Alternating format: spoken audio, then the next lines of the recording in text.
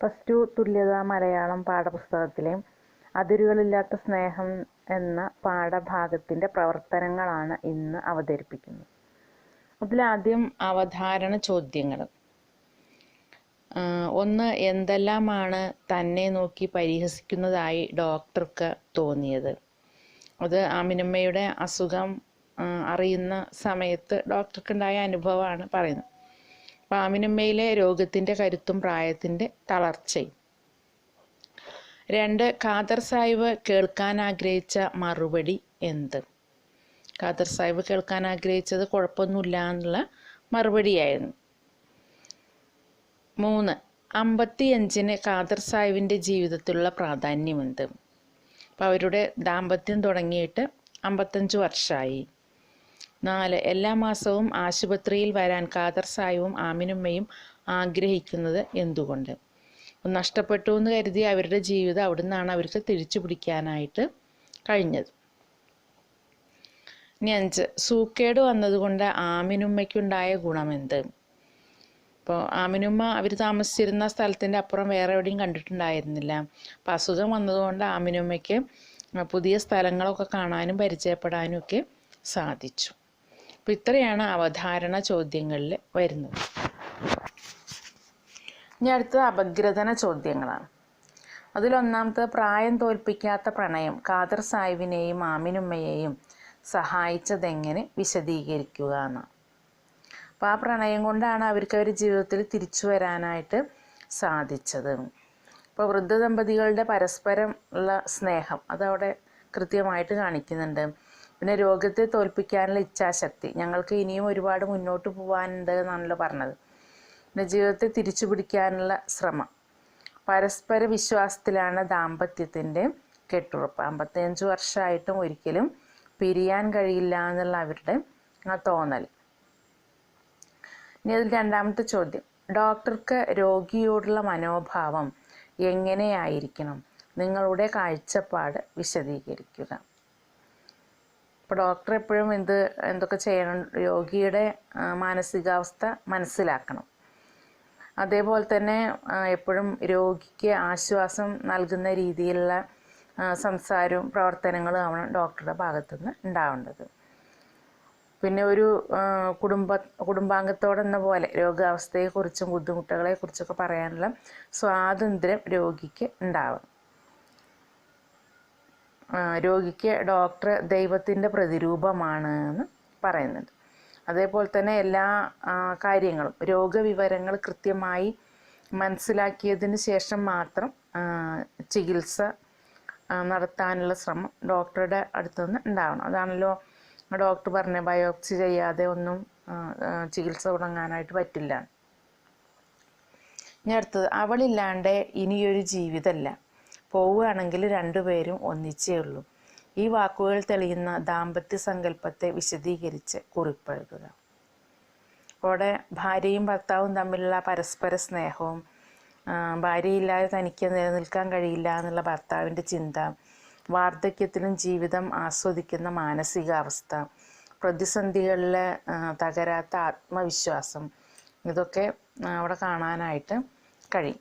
ഇപ്പോൾ ഇത്രയും കാലം ഒരുമിച്ച് ജീവിച്ചിട്ട് യാതൊരു പൊരുത്തക്കേടുകളും ഇല്ലാതെ വീണ്ടും അത് ഇനി ഒരുപാട് കാലം മുന്നോട്ട് കൊണ്ടുപോകണം എന്നുള്ള ഇച്ഛാശക്തി, അതുകൊണ്ടാണ് അവർക്ക് അസുഖത്തെ തോൽപ്പിച്ചിട്ട് തിരിച്ചു വരാനായിട്ട് കഴിഞ്ഞത്. ഇനി അടുത്തതായിട്ട് വിലയിരുത്തൽ ചോദ്യങ്ങളാണ്. കാലത്തെ തോൽപ്പിക്കാനുള്ള കെൽപ്പ് ഒന്നിനു മാത്രമേ ഉള്ളൂ, അതിരുകളില്ലാത്ത സ്നേഹത്തിന്. പാഠസന്ദർഭവുമായി ബന്ധപ്പെടുത്തി നിങ്ങളുടെ നിരീക്ഷണം അവതരിപ്പിക്കുക. കാലത്തെ തോൽപ്പിക്കാനുള്ള കെൽപ്പ് ഒന്നിനു മാത്രമേ ഉള്ളൂ, അതിരുകളില്ലാത്ത സ്നേഹത്തിന്. അപ്പോൾ അവിടെ വൃദ്ധ ദമ്പതികൾക്ക് കാഴ്ചയിൽ പ്രായം തോന്നിക്കുന്നുണ്ടെങ്കിൽ അവരുടെ മനസ്സിനോ മുഖഭാവത്തിനോ ഒന്നും പ്രായം തോന്നിക്കാത്ത ഒരവസ്ഥയായിരുന്നു ഡോക്ടർ പറയുന്നത്. ചെറുപ്പക്കാരായ രണ്ടാളുകളെ പോലെ എന്നല്ലേ പറഞ്ഞു. അതിൻ്റെ അപ്പുറത്തേക്ക് അവരുടെ സ്നേഹവും ഇച്ഛാശക്തി, ആഗ്രഹങ്ങൾ, ഇനിയും ഒരുപാട് കാലം ജീവിക്കണം, ഒന്നിച്ചിങ്ങനെ ജീവിക്കണം എന്നുള്ള ആഗ്രഹങ്ങൾ. അപ്പോൾ ആ സ്നേഹബന്ധം കൊണ്ടാണ് ഇത്രയും കാലം അവർക്ക് ജീവിക്കാൻ കഴിഞ്ഞതും ഇനിയും ജീവിക്കാൻ കഴിയുന്നതും. കാരണം ഇത്രയും വലിയ അസുഖം വന്നിട്ട് അതിനെയൊക്കെ നിസ്സാരവൽക്കരിച്ച് ജീവിതം തിരിച്ചു പിടിച്ച ആൾക്കാരാണ് രണ്ടുപേരും. ഇനി സഫലമീ യാത്ര എന്നുള്ള കവിതയിലെ കുറച്ച് ഭാഗങ്ങൾ തന്നിരിക്കുകയാണ് രണ്ടാമത്തെ ചോദ്യം. എന്നിട്ട് ഈ കവിത വിശകലനം ചെയ്ത് അത് നൽകുന്ന സന്ദേശം വിശദീകരിക്കുക എന്നാണ് പറഞ്ഞിട്ടുള്ളത്. സഫലമീ യാത്രയിലും കവി തൻ്റെ സഫലമായ ജീവിതത്തെക്കുറിച്ചുള്ള കാഴ്ചപ്പാടാണ് അവതരിപ്പിക്കുന്നത്.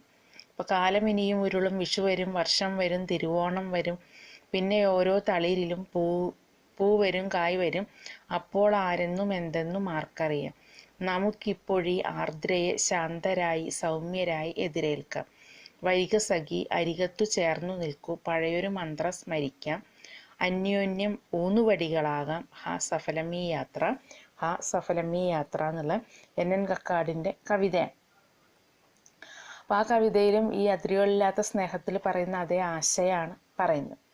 അപ്പോൾ കാലം ഇനിയും അങ്ങനെ വന്നുകൊണ്ടിരിക്കും, പക്ഷെ നമ്മൾ അപ്പോഴേക്കും ഉണ്ടാവുമോ എന്നറിയില്ലല്ലോ. അപ്പോൾ ഇപ്പോൾ നമുക്ക് ഈ തിരുവാതിരയെ ശാന്തരായി സൗമ്യരായി എതിരേറ്റ് അതിനെ വേണ്ട വിധത്തിൽ ആഘോഷിക്കുക എന്ന് പറയുന്നത്. തിരുവാതിര ദാമ്പത്യ ബന്ധത്തെ ഊട്ടിയുറപ്പിക്കുന്നതാണ്.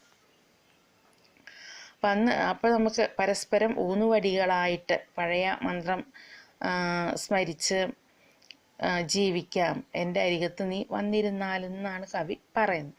അപ്പോൾ ഇവിടെയുള്ള ഈ ദാമ്പത്യ സ്നേഹം തന്നെയാണ് സഫലമീ യാത്രയിലും കാണുന്നത്.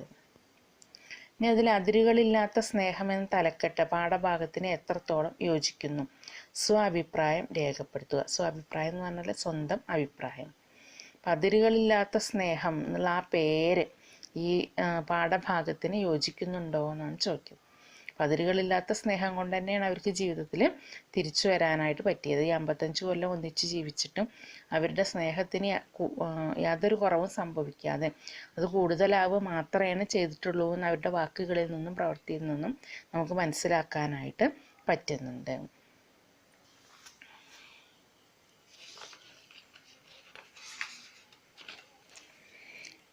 ഇനി അതിൽ തുടർ പ്രവർത്തനങ്ങളാണ്.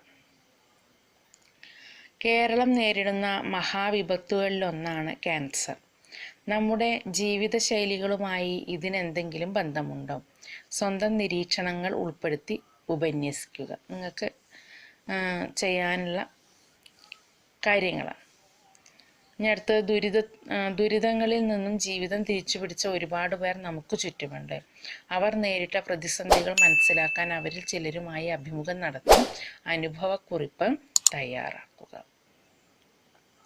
ഇത്രയാണ് ആ പാഠഭാഗത്തിൽ ഉള്ളത്.